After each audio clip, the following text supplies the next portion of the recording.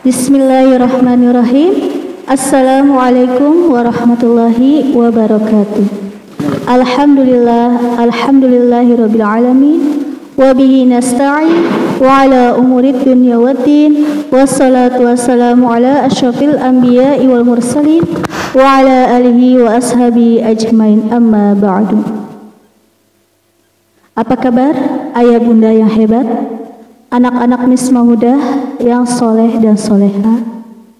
Kembali lagi dengan kita dalam acara Ngopi di Al-Firdaus Islamic School. Ngobrol pintar di Al-Firdaus Islamic School. Hari ini tema kita adalah Toharo dengan narasumber yaitu Ustaz Zamroni Eshahi. Assalamualaikum Ustaz. Waalaikumsalam warahmatullahi wabarakatuh Ustaz ya. Kaifa halukum Ustaz? Alhamdulillah nabil khair. Alhamdulillah, semoga kita semua selalu diberikan kesehatan dan dilindungi oleh Allah Subhanahu wa taala. Hari ini kita materinya Ustaz yaitu Toharo ya. Betul, tentang ya, benar ya, Toharo ya. Ya, insyaallah tentang Toharo ya. Oke, kita langsung saja mendengarkan penjelasan dari narasumber kita yaitu Al-Mukarram Al-Ustaz Zamroni, yaitu dengan tema Toharo. Saya persilakan Ustaz. Oke, terima kasih Ustaz Mahmudah yang telah memberikan waktunya. Baik, bismillahirrahmanirrahim. Assalamualaikum warahmatullahi wabarakatuh. Alhamdulillahilladzi an'amana bi ni'matil iman wal islam. Asyhadu an la ilaha illallah wahdahu la syarika lah wa asyhadu anna Muhammadan abduhu wa rasuluhu la nabiyya ba'da. Qala rabbi ishrah li sadri wa yassir li amri wa hlul 'uqdatam min lisani yafqahu qawli, amma ba'du. Baik, para orang tua MI Al-Firdaus dan al-mustami'una rahimakumullah. Alhamdulillah pada kesempatan hari ini kita dapat bermuajah thalabul ilmi, sama-sama kita menuntut ilmu, yaitu dalam suasana pandemi ini. Oleh karena itu, pertama-tama marilah kita panjatkan puji dan puji syukur Allah Subhanahu wa taala yang mana telah memberikan kita ribuan nikmat iman, nikmat Islam serta nikmat sehat walafiat, sehingga kita dapat bermuajahah bertolabul ilmi kita bersama-sama. Salawat serta salam tak lupa kita curahkan, kita haturkan kepada Nabi kita Nabi Muhammad sallallahu alaihi wasallam. Mudah-mudahan kita yang hadir, yang mendengarkan di tempat ini mendapatkan syafa'ah uzmah dari beliau dan senantiasa kita beristiqomah untuk menjalankan sunnah-sunnahnya. Amin amin ya robbal alamin. Baik, pada kesempatan hari ini seperti tadi yang moderator Ustaz Mahmudah tadi sampaikan, insya Allah benar kita akan membahas tentang Toharo, dan lebih di sini saya akan menjelaskan lagi tentang spesifikasi yaitu Toharo tentang berwudu saja ya. Oh, berarti kita Toharonya tentang berwudu ya Ustadz ya? Tentang berwudu terlebih dahulu. Karena kenapa? Karena ya wudu ini kita untuk sebelum melaksanakan sholat itu kan kita pasti melaksanakan berwudu gitu kan. Oke. Nah, mungkin kita kalau sebelum berwudu berarti kita sudah mempraktikkan wudunya. Nah, di sini kita hanya mengulang-ulang lagi atau membenarkan kalau misalnya kita ada yang terlewat, kita watawasabil haq watawasabis sabr. Nah, di sini kita akan mengulang-ulang lagi gitu Misma Muda ya. Dan insyaallah di sini saya berdasarkan di dalam kitab Syafinatun Najah, insyaallah kan saya akan bahas yaitu yang berkaitan tentang wudu gitu. Nah, di dalam kitab Syafinatun Najah dijelaskan arkanul wudu sittatu asya. Jadi dalam kitab itu dijelaskan ada 6 rukun wudu yang harus kita perhatikan gitu saja. Apa itu rukun yang pertama? Nah, dalam kitab itu dijelaskan yaitu yang pertama adalah an-niyah.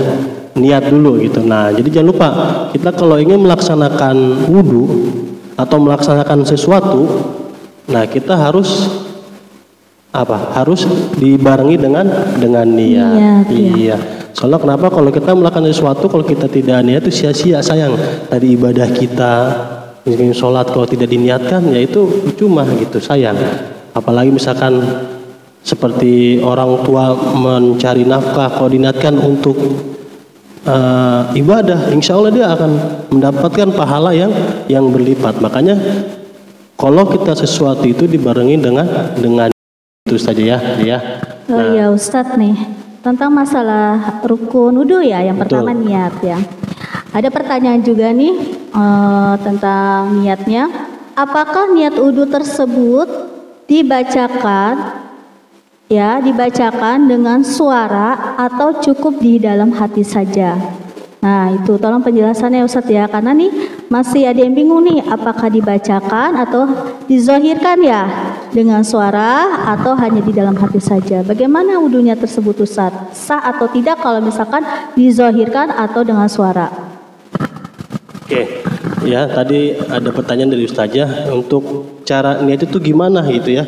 Apa disirkan atau dizohirkan ya? Sir itu di dalam hati, dizohirkan dikeraskan. Nah, kalau untuk pembaca niat itu jadi setiap ulama tuh membenarkan semua, disirkan boleh, dizohirkan juga boleh. Jadi baca niat misalkan seperti contoh, nah saya juga akan membahas lagi tadi niat wudu kita sama-sama ya.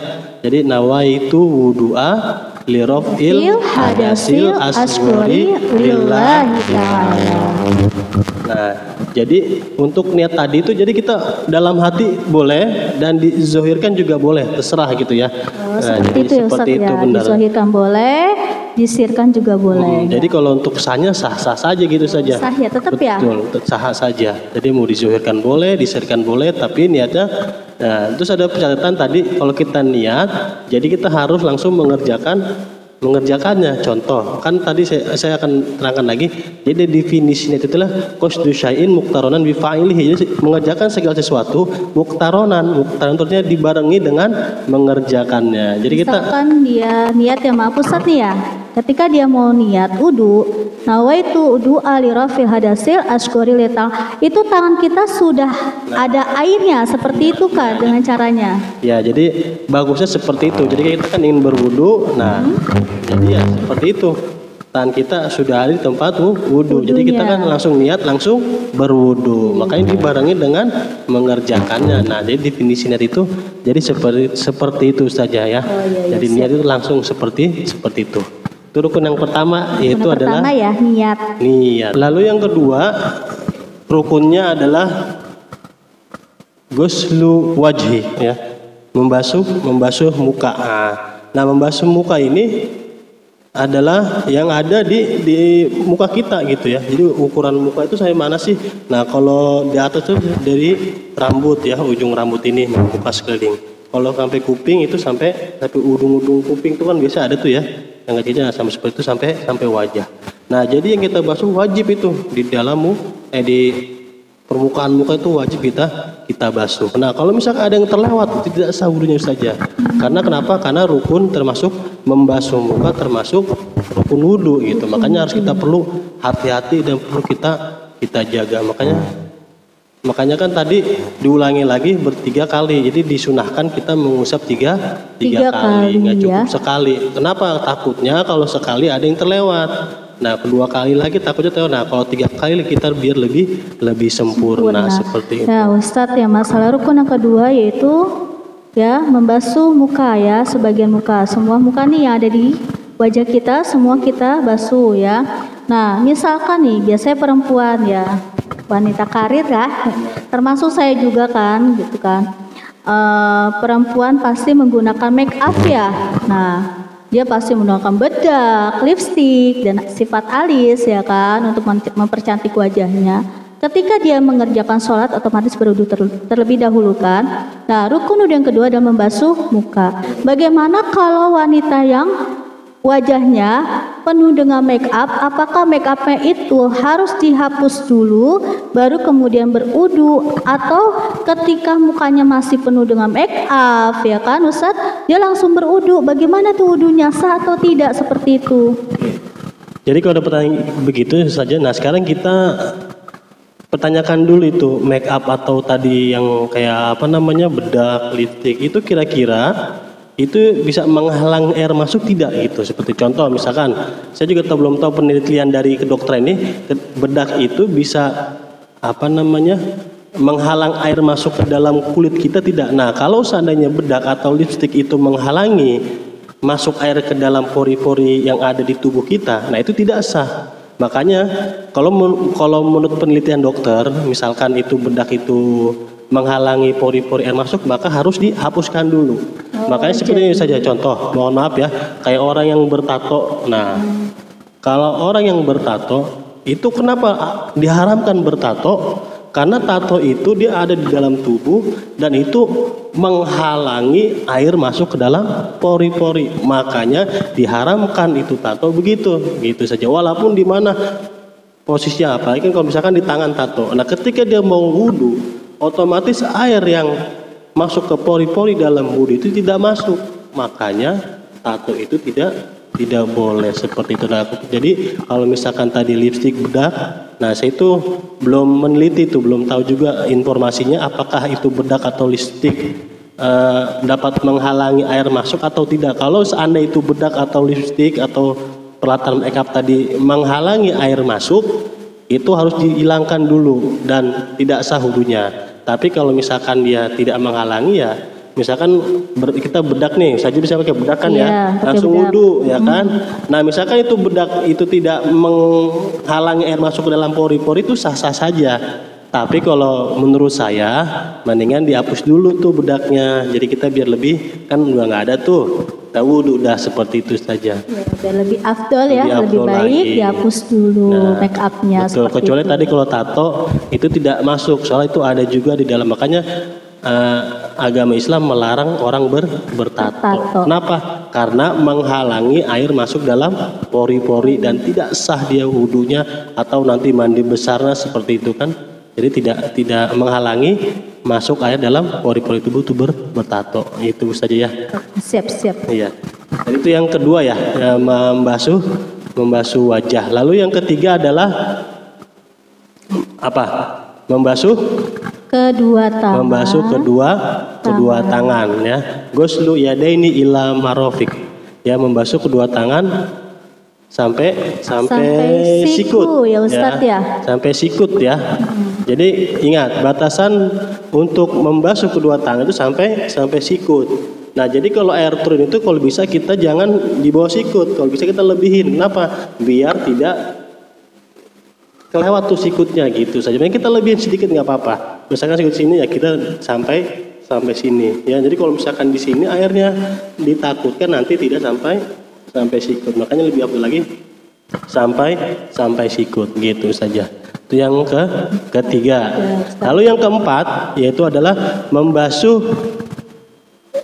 rambut yang ada di kepala. Jadi membasuh sebagiannya. Nah, ini ikhtilaful ulama, ada yang mengatakan hanya sebagian saja, ada yang mengatakan seluruhnya saja. Jadi kalau saja lihat orang macam-macam tipe orang berudu itu. Kadang ada yang air sampai digurin semuanya kan. Nah, itu boleh juga ya. Karena ada ikhtilaful dalam mazhab kalimatnya. Kalimat ba itu kan ada bil ma'i itu ada berikhtilaf. Jadi ada yang mengatakan sebagian, ada yang mengatakan seluruhnya. Jadi mashu syai'in minar ra'si gitu kan. Jadi mengusap suatu perkara dari rambut. Nah, itu jadi ada sebagian boleh di segini aja, sebagian apa mau di ujung, mau di belakang itu boleh. Ada yang mengatakan seluruhnya juga boleh. Itu ikhtilaful ulama berpendapat seperti itu saja. Nah, tapi nih Ustadz ya. Nah, ada pertanyaan lagi nih. Ada biasanya laki-laki ya, sering kejadiannya di laki-laki. Ketika dia berudu itu sampai dibasahkan semua rambutnya seperti orang mau mandi Ustadz. Nah, itu bagaimana hukumnya? Sedangkan di dalam Islam itu namanya adalah mubazir. Nah, silakan Ustaz dijelaskan. Ya, seperti saya tadi jelaskan. Jadi kalau berwudu misalkan sampai dibasahin semua gitu ya. Ya. Nah seperti itu tadi saya bilang kan ikhtilaful ulama dalam berpendapat tadi mengusap, ada yang mengatakan sebagian, ada yang mengatakan seluruhnya. Ya. Nah jadi kalau kata Imam Syafi'i itu hanya sebagian saja dari kepala, terserah mau di ujung mau di samping, itu sebagian saja kata Imam Syafi'i. Tapi kalau kata Imam Hanafi dia membasuh seluruhnya. Nah gitu, makanya sekarang kalau menurut mazhab Imam Syafi'i berarti dia berlebihan, benar mubazir. Tapi kalau menurut Imam Hanafi itu nggak apa-apa, sah-sah saja. Oh itu gitu. sah, Seperti diperbolehkan. itu. Boleh. Jadi sesuai gitu. dengan mazhabnya Iya. masing-masing ya Ustadz ya. Iya, jadi kalau dalam fikih itu kan bermazhab itu emang sudah biasa dari zaman dahulu gitu saja ya. Jadi kalau kita pakai mazhab Hanafi, Maliki, Syafi'i itu terserah ya. Intinya kalau kita berwudu tadi misalkan rambutnya dibasahin semua itu sebenarnya sah saja ya. Sesuai dengan mazhabnya ya Ustadz ya. Mazhabnya gitu. Walaupun kita berbeda mazhab, tapi kita harus tetap saling menghormati, saling menghargai dan hidup rukun ya Ustadz ya, benar ya? Betul, Kita harus betul, seperti itu ya. Oke, jadi yang kelima adalah yang kelima ya, rukun yang kelima. Yang kelima, Oke, rukun Ustaz. yang kelima dari dalam wudu yang dijelaskan dalam kitab Safinatun Najah. Yang kelima adalah ghuslu yadaini ilal ma'al ka'baini. Ya, jadi membasuh kedua mata kaki sampai beserta mata kakinya gitu. Jadi batasannya yaitu sampai kedua mata kaki kita nih. Nah, itu. Yang terakhir, ini yang terakhir yang perlu kita perhatikan adalah at-tartib ya. Harus tartib. Nah, makna dari tartib ini adalah jadi intinya berurutan gitu saja. Jadi kita nggak boleh berwudu langsung menclok gitu ya, ngaclak gitu ya bahasa. Ngacak ya. Ngaclak kalau bahasa. Harusnya niat dulu ya. Ternyata dia langsung basuh muka gitu ya Ustadz ya. Itu nggak boleh ya. Nggak boleh. Soalnya kenapa? Karena tartib itu termasuk dari rukun wudu. Kalau dia nggak 6 rukun ini kita lewat ya nggak sah wudunya. Kita sudah misalkan kita sudah mengikuti semua, ternyata kita nggak tartib. Kaki dulu, muka dulu, langsung tangan, langsung ini. Nah, itu tetap nggak sah wudunya gitu. Jadi harus tartib dari niat, berurutan. Niat langsung muka, dua tangan, rambut, kaki seperti itu. Jadi harus tartib gitu saja ya. Nah, jadi ini 6 rukun wudu yang harus perlu kita perhatikan. Kenapa?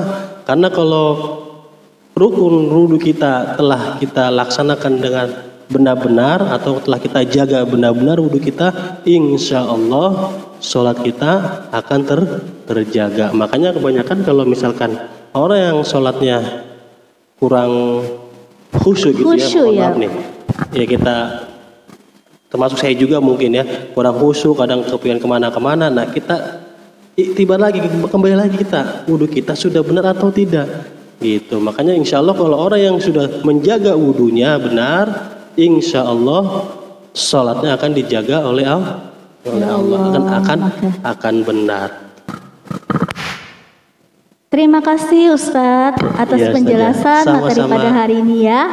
Alhamdulillah kita dapat ilmu kembali, yaitu ilmu fikih kita tentang toharo, yaitu tentang berwudu, bagaimana cara berwudu yang benar dan rukunnya apa saja yang ada di dalam wudu tersebut. Yang pertama adalah jangan lupa sebelum berwudu kita harus niat terlebih dahulu, kemudian kita membasuh muka, yang ketiga membasuh kedua tangan kita sampai siku, yang keempat adalah membasuh sebagian kepala, yang kelima adalah membasuh kaki sampai mata kaki, yang keenam adalah tertib ya. Nah, tadi kita ada tambahan juga, kalau kita selalu menjaga wudhu kita, insya Allah kita akan ditempatkan di surga nanti ya. Cukup sekian dari saya. Wasibkum wa nafsi bitaqallah. Wassalamualaikum warahmatullahi wabarakatuh.